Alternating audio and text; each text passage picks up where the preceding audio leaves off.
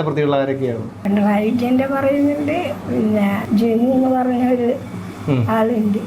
ജിനു മരിക്കുന്നതിന്റെ അന്ന് അമ്മ അദ്ദേഹത്തെ കണ്ടിരുന്നു.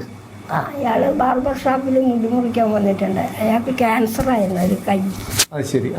കണ്ണൂർ ജില്ലയിലെ ആദ്യത്തെ രാഷ്ട്രീയ കൊലപാതകമായിരുന്നു ജനസംഘം പ്രവർത്തകനായ വാടിക്കൽ രാമകൃഷ്ണൻ്റേത്.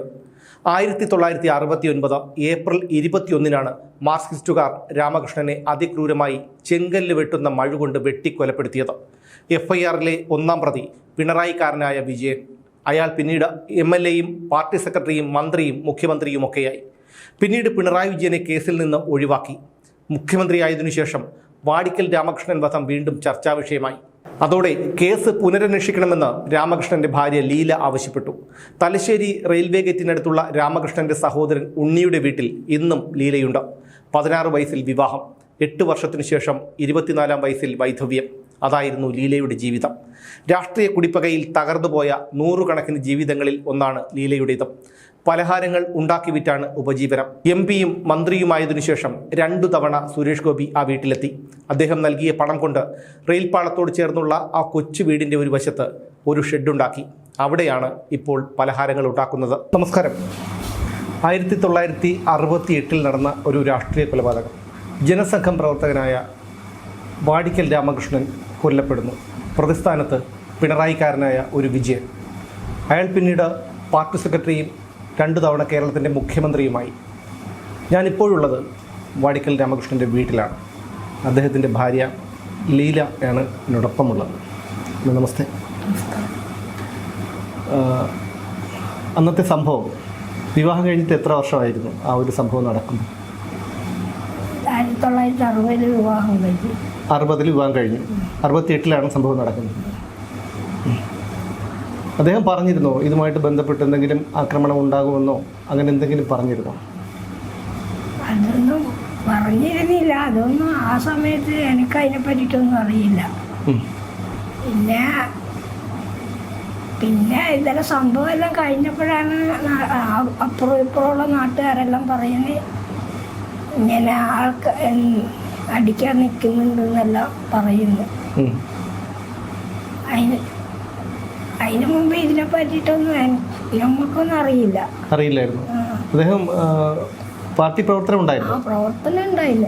അവിടെ എവിടെയെല്ലാം ശാഖ എടുക്കാനെല്ലാം പോകും, അതെല്ലാം ഉണ്ടായിരുന്നു. മുമ്പെപ്പോഴെങ്കിലും അദ്ദേഹത്തെ ഉപദ്രവിക്കുമെന്നോ അങ്ങനെ ഒന്നും പറഞ്ഞിട്ടില്ലായിരുന്നു?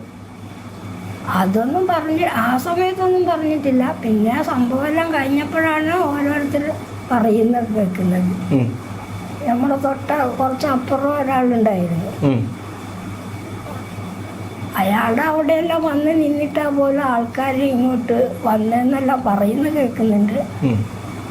പക്ഷെ അന്നേരം എനിക്ക് ഇതിനെ പറ്റിയിട്ടൊന്നും അറിയില്ല. പിന്നെ ഞാൻ അങ്ങനെ ഇപ്പോഴത്തെ പോലെ പുറത്തിറങ്ങിയപ്പോൾ അങ്ങനെയൊന്നുമില്ല. അപ്പോൾ വീട്ടിൽ പണിയെടുക്കുക, വീട്ടിൽ ഇരിക്കുക എന്നുള്ളതാണ്. അതിലേക്ക് ഇതിനുശേഷം പിന്നെ എങ്ങനെയായിരുന്നു ജീവിതം?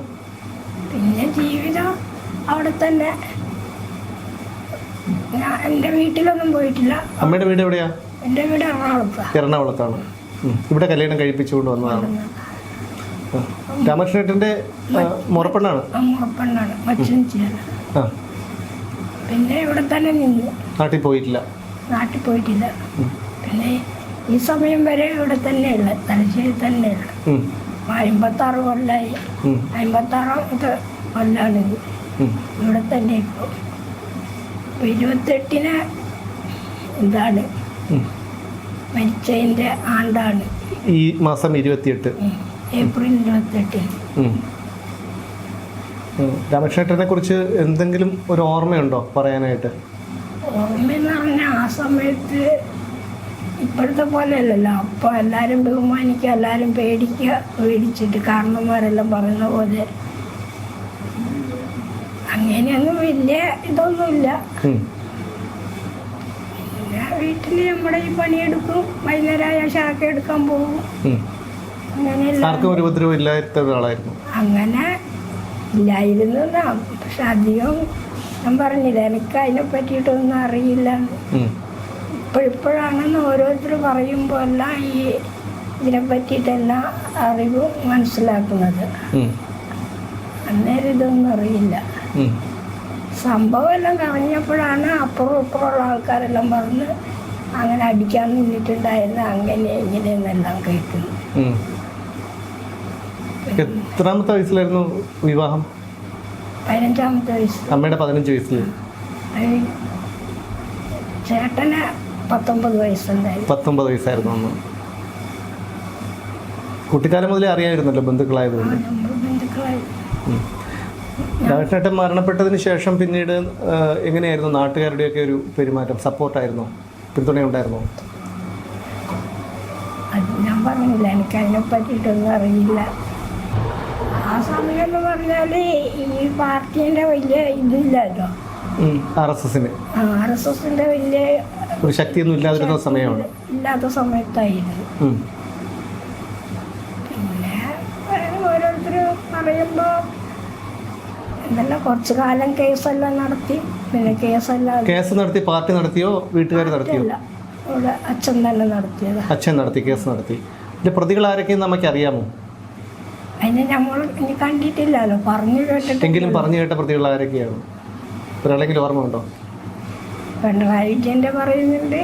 പിന്നെ അവിടെ തന്നെ ഒരു ജെനി എന്ന് പറഞ്ഞ ഒരു ആളുണ്ട്. അയാളുടെ വീട്ടിൽ വന്ന് നിന്നിട്ടാ പോലും ആള് വരുന്ന കണ്ടിട്ട് ഇങ്ങോട്ട് വന്നേന്നും പറയുന്നുണ്ട്.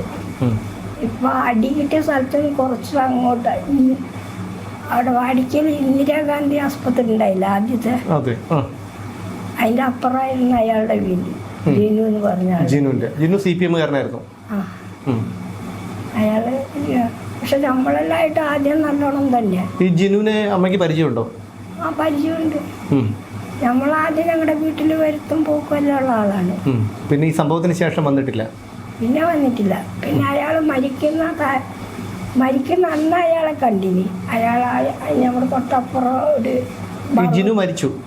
ജിനു മരിക്കുന്നതിന്റെ അന്ന് അമ്മ അദ്ദേഹത്തെ കണ്ടിരുന്നു. അയാള് ബാർബർ ഷോപ്പിൽ മുടി മുറിക്കാൻ വന്നിട്ടുണ്ട്. അയാൾക്ക് ക്യാൻസർ ആയിരുന്നു ഒരു കൈ. അത് ശരി. അപ്പോൾ മുടി മുറിക്കാൻ വന്നപ്പോൾ ഞാനവിടെ ഗേറ്റിൻ്റെ അടുത്ത് നിൽക്കുന്നുണ്ടായിരുന്നു, ഞാനും എൻ്റെ പെങ്ങളും കൂടിയിട്ട്. അപ്പോൾ അയാൾ പെട്ടെന്ന് തന്നെ കണ്ടപാട് മുഖം താത്തിട്ട് പോയി. കുറച്ച് കഴിഞ്ഞപ്പോൾ കേൾക്കുന്ന അയാൾ മരിച്ചു. അയാളൊരു 3 മണി സമയത്താണ് കണ്ടത്. പിന്നെ ഒരു 5 മണി ആകുമ്പോഴത്തേക്കും ജിനു മരിച്ചു. ഈ സംഭവത്തിന് ശേഷം ഒരിക്കൽ പോലും ജിനു പിന്നെ അമ്മയോടൊന്നും സംസാരിച്ചിട്ടേ ഇല്ല? അങ്ങനെ പിന്നെ സംസാരിക്കാനൊന്നും വന്നിട്ടില്ല. എൻ്റെ വീട്ടിലും അത്ര വലിയ ഇതൊന്നും ഇല്ലാത്തതാ, സാമ്പത്തികമായിട്ടൊന്നും ഇല്ലാത്തതാ. പിന്നെ അങ്ങനെ ഇവിടെ നിന്ന് 56 കൊല്ലമായി ഇവിടെ തന്നെ. 56 കൊല്ലം. 56-ാം വാർഷികം തുടങ്ങാൻ പോകും. ഇടക്കിടക്ക് രാഷ്ട്രീയ ഇവിടുത്തെ ഇപ്പൊ ഓരോ നേതാക്കന്മാർ വരും. സുരേഷ് ഗോപി വന്ന്, ചന്ദ്രശേഖരൻ വന്ന്, ചന്ദ്രശേഖർ, പിന്നെ ഹിന്ദു മാഷ സദാനന്ദ മാഷ MP, അവരെല്ലാം വന്ന് കണ്ടുപോകും. പിന്നെ തിരുപ്പോണത്തിലൊരു അയാളെ ഇടക്കിടക്ക് ഓരോ നേതാക്കന്മാർ വരും, എന്നിട്ട് കണ്ടിട്ട് പോകും. അങ്ങനെയൊന്നുമില്ല. പിന്നെ സുരേഷ് ഗോപി അവിടെ ഒരു ചെറിയ പണിസ്ഥലം, നമ്മൾ സാധനം ഉണ്ടാക്കുന്നുണ്ട്, നമുക്ക് പലഹാരം ഉണ്ടാക്കുന്നതാണ്. അപ്പോൾ സാധനത്തിന് ഒരു സ്ഥലം ചെറിയത് എടുക്കാൻ പൈസ വന്നിട്ടുണ്ടായിരുന്നു. വേറെ ആരും സഹായിക്കില്ല. നമുക്കിപ്പോഴെങ്കിലും ഈ വർഷങ്ങൾ എത്ര കഴിഞ്ഞു? 68 ആകുമ്പോഴത്തേക്കും 58 വർഷങ്ങൾ കഴിഞ്ഞു. ഈ 56 68-ലാണല്ലോ സംഭവം നടക്കുന്നത്. 68-ലാണല്ലോ. അപ്പോൾ വരുമ്പോൾ 58 വർഷങ്ങളായി. ഓർക്കാറുണ്ടോ പഴയ കാര്യങ്ങളൊക്കെ? ഓർക്കാറുണ്ട്. ഓർത്തിട്ട് ഇപ്പം എന്താ ചെയ്യാം? ആ സമയമൊന്നും നമുക്ക് അത്ര വിവരമൊന്നുമില്ല. പുറത്തൊന്നും അങ്ങനെ നമ്മൾ പോകാറില്ല. നമ്മുടെ വീട്ടിലെ പണിയും പലഹാരപ്പണിയെല്ലാം കഴിഞ്ഞ് അതിൻ്റെ കൂടെ പിന്നെ പിതാക്കിലൊരു കടയുണ്ടായിരുന്നു. പിന്നെ ഒരു 4 ഏട്ടനും ഒരു പെങ്ങളായിരുന്നു. അവരായിട്ട് പിന്നെ ഓരോരുത്തർ കല്യാണം കഴിച്ച് മക്കളെല്ലാം ആയി. ഇപ്പം തറവാടെല്ലാം ഇതാക്കി ഓരോരുത്തർ ഓരോ സ്ഥലത്ത് വീടെടുത്ത് നിൽക്കുന്നു. അച്ഛനാണ് കേസ് നടത്തിയത് അല്ലേ? ഒരുപാട് കൊല്ലം നടത്തി. കുറച്ച് കാലം നടത്തി. പിന്നെ അത് തള്ളിപ്പോയി എന്നാ പറഞ്ഞത്. പിന്നെ അതിനെപ്പറ്റിയൊന്നും അറിയില്ല. വേറെ ആരും കേസിലൊന്നും ആരും സഹായിച്ചിട്ടൊന്നുമില്ല. അച്ഛൻ തന്നെ നടത്തി. പിന്നെ ഇപ്പം ഇവിടെ ആദ്യം താമസിച്ച സ്ഥലമെല്ലാം വിറ്റ് എല്ലാവരും ഭാഗം വെച്ച് ഓരോരുത്തർ അനിയന്മാരെല്ലാം ചേട്ടന്മാരെല്ലാം നാട്ടിൽ. ഒരാൾ ഇരിഞ്ഞാലക്കുടയുണ്ട്. രാമകൃഷ്ണന്റെ ചേട്ടൻ അനിയന്മാര്. അദ്ദേഹം മൂത്ത ആളായിരുന്നു. ഏറ്റവും മൂത്തതായിരുന്നു. പിന്നെ രണ്ടാമത്തവന് പറവൂര് പോയി നിന്ന് ആളില്ല. പിന്നെ ഒരാൾ ഇരിഞ്ഞാലക്കുട, ഒരാള് ചെറായി എന്ന് പറഞ്ഞ സ്ഥലത്ത്, പെങ്ങളെ എറണാകുളത്ത്. ഒക്കെ എല്ലാവരും വരും, കാടും കൂടും പോകും, അത്രയേ ഉള്ളൂ. വാടിക്കൽ രാമകൃഷ്ണൻ വധം നടന്നിട്ട് 58 വർഷങ്ങൾ പിന്നിട്ടിരിക്കുന്നു. ഒരുപക്ഷെ അദ്ദേഹം ജീവിച്ചിരുന്നെങ്കിൽ ഇന്ന് അമ്മൂമ്മയും ഒക്കെയായി കൊച്ചുമക്കളൊക്കെ ആയിട്ട് ജീവിച്ചേനെ. ഏതൊരു രാഷ്ട്രീയ കൊലപാതകവും വേദന ഉണ്ടാക്കുന്നത് തന്നെയാണ്. അപ്പോൾ എന്തായാലും എന്താണ് പറയേണ്ടതെന്നറിയില്ല. വല്ലാത്തൊരു നൊമ്പരമാണ്, വല്ലാത്തൊരു. കൊച്ചുമക്കളെ അനിയന്മാരുടെ മക്കളാണ്, എനിക്ക് മക്കളൊന്നുമില്ല. ഇല്ല, അത് ഞാൻ പറഞ്ഞത് അങ്ങനെ. പിണറായി വിജയൻ മുഖ്യമന്ത്രിയായതിനു ശേഷമാണ് ഇത്തരത്തിലൊരു സംഭവം ഉയർന്നു വന്നത്. പിന്നീട് പി ജയരാജൻ നടത്തിയ ഒരു പ്രസംഗത്തിൽ കോടിയേരി ബാലകൃഷ്ണനെ ആക്രമിച്ചതിൻ്റെ പകരം വീട്ടിയതാണെന്ന് വരെ അദ്ദേഹം പറഞ്ഞ് വലിയ വിവാദങ്ങളായതാണ്. എന്തായാലും അന്നത്തെ ഒന്നാം പ്രതി, ആ വാടിക്കൽ രാമകൃഷ്ണൻ വധക്കേസിൽ FIRൽ ഒന്നാം പ്രതിയായിട്ടുള്ള പിണറായി വിജയൻ അദ്ദേഹത്തെയും മറ്റ് പ്രതികളെയും കുറ്റവിമുക്തരാക്കി. അദ്ദേഹം പിന്നീട് പാർട്ടി സെക്രട്ടറിയായി, 2 തവണ മുഖ്യമന്ത്രിയായി.